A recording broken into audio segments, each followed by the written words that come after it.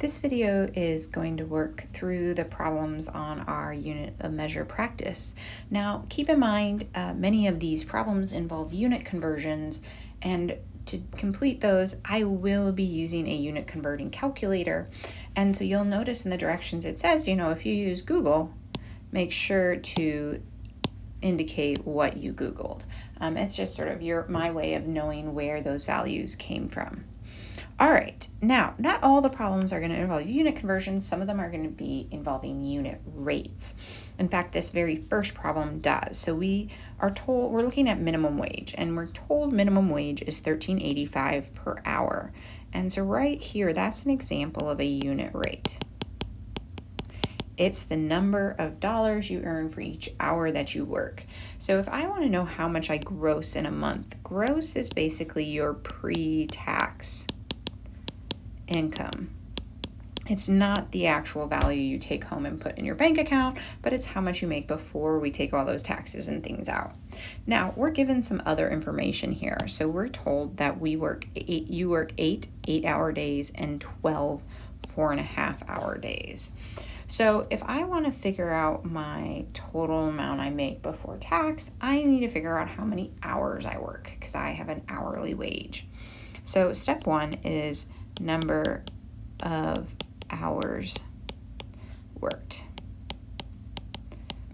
And in this case, we work 8 8-hour days and 12 4.5-hour days. Now, if you think about that, I work 8 times, so that would be a multiplication problem of 64 hours. And I work 12 4.5-hour days, so 4.5, 12 times, or 12 copies of 4.5, for a total of 54 hours. And then I could total those up to get my total number of hours in a month, which would be 118 hours worked in 1 month. So that's step one. I got my hours per month. Now step two is to figure out your gross income. And so we would want to basically take our wage, our hourly wage, and times it by the number of hours, because I'm going to have that, that $13.85 copied. I earn that much for each of those 118 hours that were worked, and that would get you a total of $1,634.30. And so you gross $1,634.30 in a month.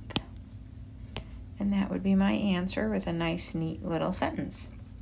All right, so that was a unit rate problem. So on the next one, this is a classic better deal question, except our units are not all the same. So we have to do a little bit of converting here. So we're told that a 50-pound bag of flour costs $11, or a 1 kilogram bag of flour costs 99 cents. So I know for sure we're going to call this bag 2.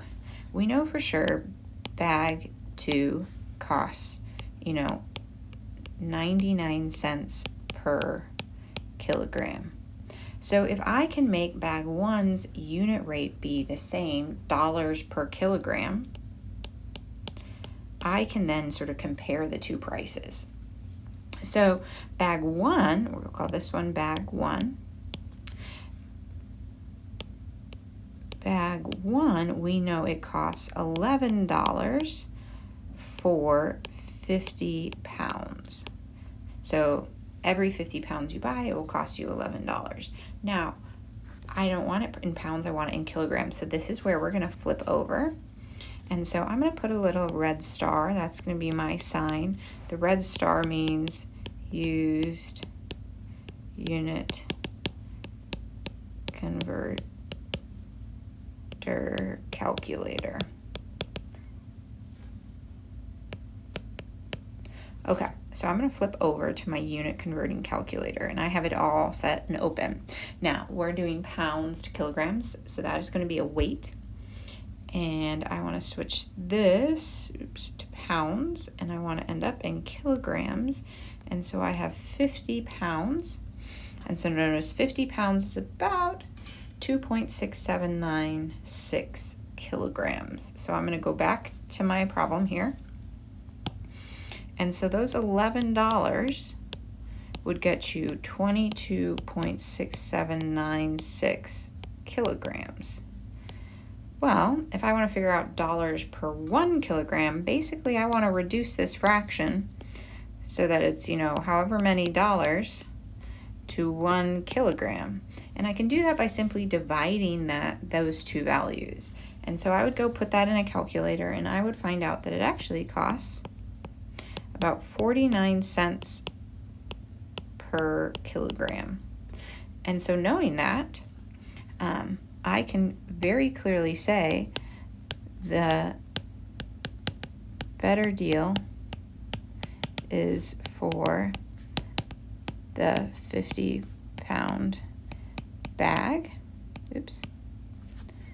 because it will cost about 50 cents less per kilogram of flour. So assuming that I actually want that much flour, I should buy the 50-pound bag.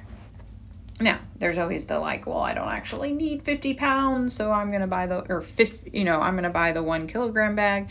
And that isn't actually an acceptable response. Sometimes we buy less because we don't need the vast amounts. But just if I'm doing this based on purely monetary ones, the 50-pound bag is the better deal. All right. Average person needs about 1,500 calories per day, and a can of Coke contains 140 calories. How many Cokes could you drink to get your daily calorie needs? Well, basically, I want to know how many groups of 140 I could make out of that 1,500, because each one group would be 1 Coke. So 1,500 divided by 140 would get me 10.71. So I would say about 11 Cokes, because I'm going to assume I can't drink a fraction of a Coke, so I rounded up in this case.